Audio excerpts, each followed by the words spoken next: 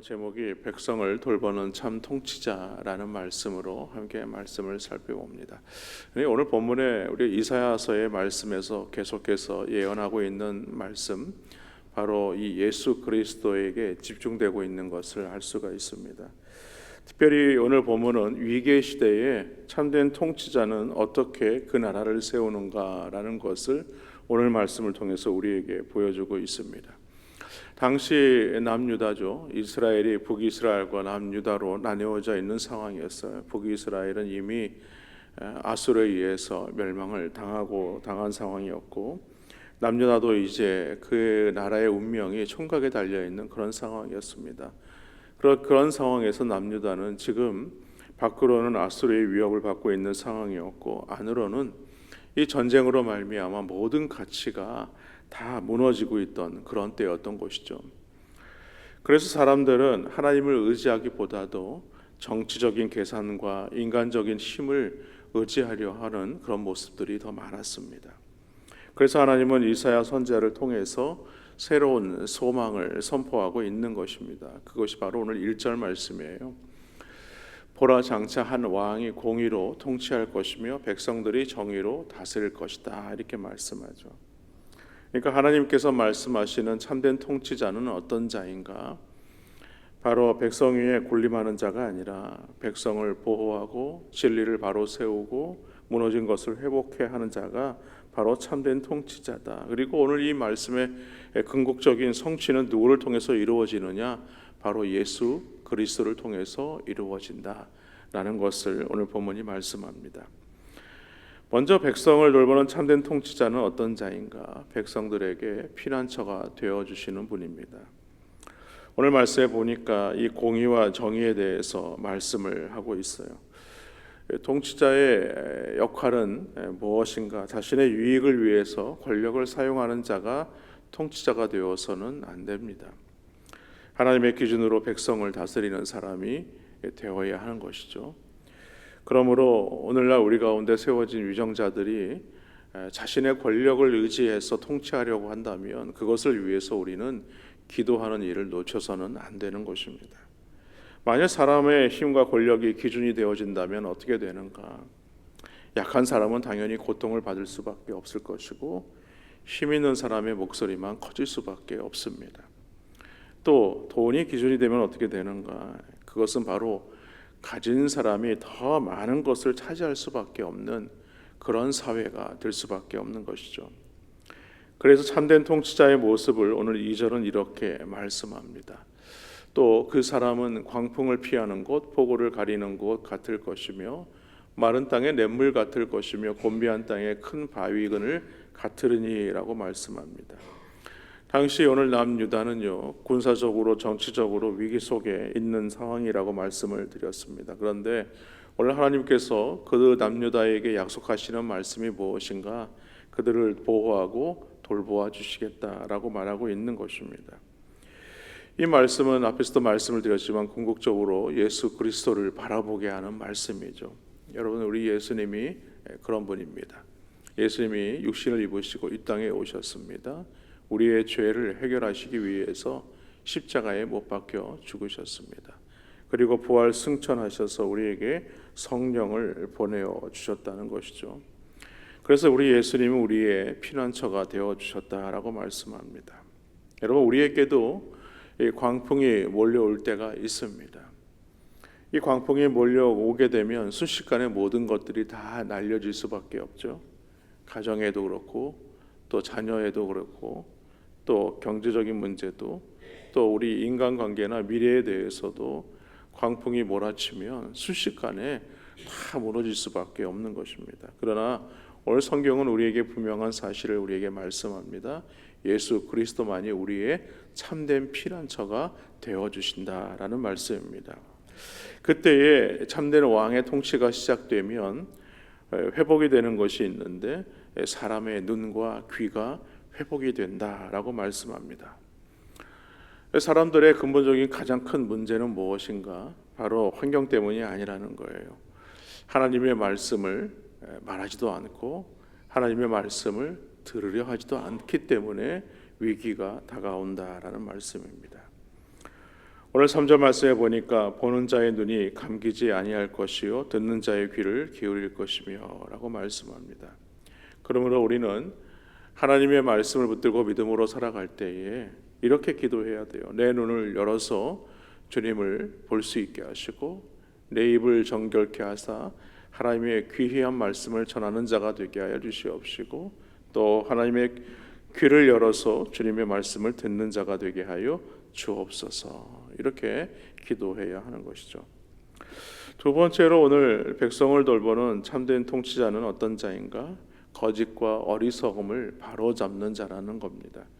오늘 5절 말씀에 보니까 이 가치가 뒤집힌 시대를 말씀하죠. 어리석은 자를 다시 존귀하다 부르지 아니하겠고 우둔한 자를 다시 존귀한 자라 말하지 아니하리라 이렇게 말씀합니다. 이 말씀은 그 시대는 어떤 자였는가? 어리석은 자가 존귀했다는 거예요. 우둔한 자가 존귀하다 이렇게 말씀하고 있는 것입니다.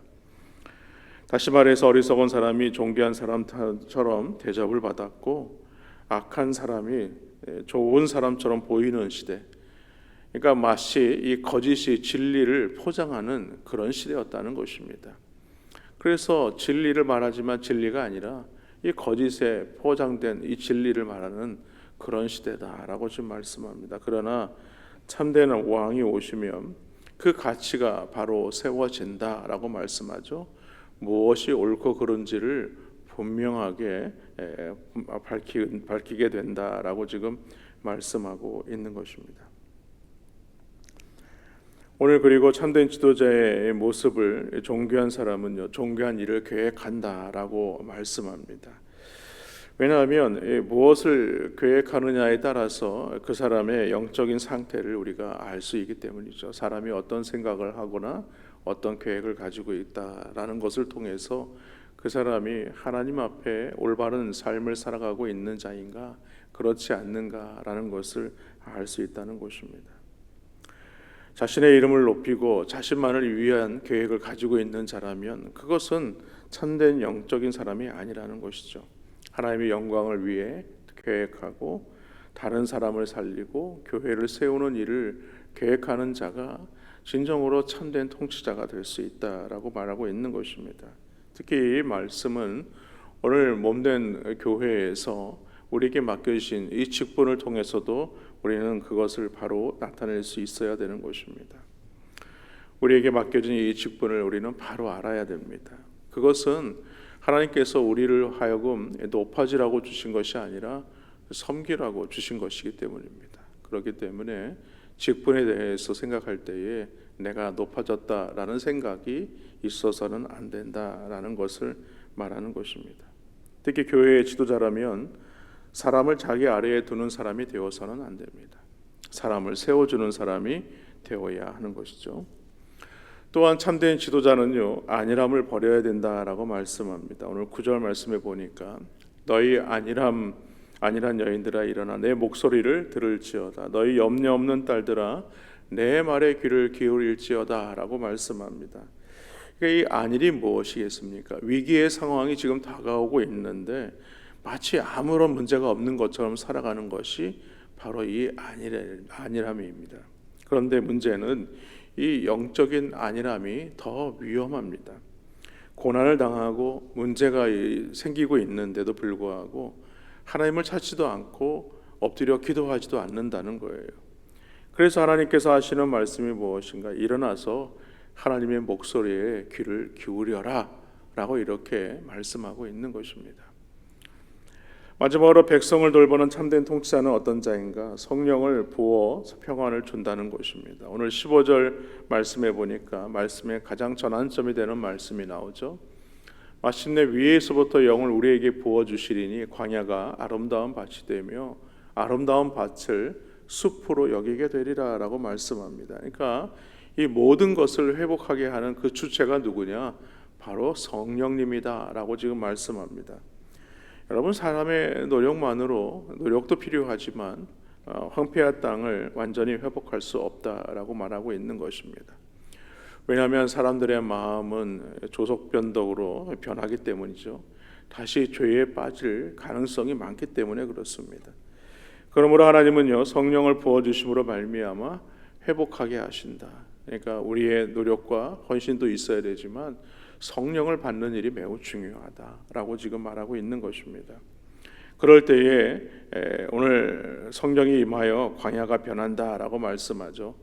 오늘 15절 하반절에 보니까 말씀 방금 보았는데 광야가 아름다운 밭이 되며 아름다운 밭을 숲으로 여기게 되리라라고 말씀하고 있지 않습니까? 그러니까 죽어 있었던 곳이 다시 생명을 얻는 곳으로 바뀌게 된다. 이 모든 역사는 성령의 역사다라고 지금 말씀합니다. 여러분, 우리 교회와 가정도 마찬가지입니다. 한때 하나님의 은혜와 사랑이 넘치는 곳이었지만 어느새 우리도 알지 못하는 사이에 이 광야와 같이 이 모든 것들이 메말라 갈 수 있다는 거예요. 그럴 때 어떻게 되느냐? 성령의 은혜를 구해야 한다는 것입니다. 그럴 때에 메말랐던 관계가 회복이 되고 다시 기도가 살아나게 되는 것입니다. 그렇습니다. 성령께서 역사하시면 이 식었던 기도가 다시 살아나는 거예요. 말씀을 향한 열정이 다시 살아나는 것입니다. 전도가 다시 살아나게 되고 사랑과 섬김이 다시 살아나는 것입니다. 그러므로 우리는 늘 성령의 은혜를 구해야 하는 것입니다. 성령 받기를 구해야 하는 것입니다. 이전에 성령의 은혜를 우리가 다 경험하지 않았습니까? 그러나 그 성령은 이전의 성령님이 아니에요. 지금의 성령님이 되어야 하는 것입니다. 오늘도 그 성령의 은혜가 우리 가운데 부어질 때에 우리는 이 모든 것들이 다시 회복되게 되는 것입니다. 결국에는 그렇게 해서 맺혀지는 성령의 열매가 있죠. 바로 공의와 화평입니다. 오늘 16절과 17절 말씀해 보니까 그때의 정의가 광야에 거하며 공의가 아름다운 밭에 거하리니 공의의 열매는 화평이요 공의의 결과는 영원한 평안과 안전이다 라고 이렇게 말씀합니다. 그러니까 하나님의 말씀이 바로 서게 될 때에 그곳에 하나님의 공의와 화평이 찾아오게 된다라고 지금 말씀하고 있는 것입니다. 그리고 하나님께서 원하시는 최형적인 모습이 어떤 모습인가? 오늘 18절 말씀 보니까 내 백성이 화평한 집과 안전한 거처와 조용히 쉬는 곳에 있으려니와 라고 말씀합니다. 저는 이 말씀을 보면서 참 위로가 되는 말씀이다라는 것을 알게 되었어요. 그러니까 하나님의 마음은 어떤 마음인가? 하나님의 마음은요, 화평한 집, 오늘 말씀을 보니까 안전한 거처, 조용히 쉬는 곳. 그러니까 하나님을 만나는 그 자리가 오늘 우리에게 화평한 집이 되고 안전한 거처가 되고 조용히 쉬는 곳이 된다라고 지금 말씀합니다. 말씀을 정리합니다. 모든 말씀의 궁극적인 성취는 바로 우리의 참된 왕이 되시는 예수 그리스도이심을 여러분 믿으시기를 바랍니다.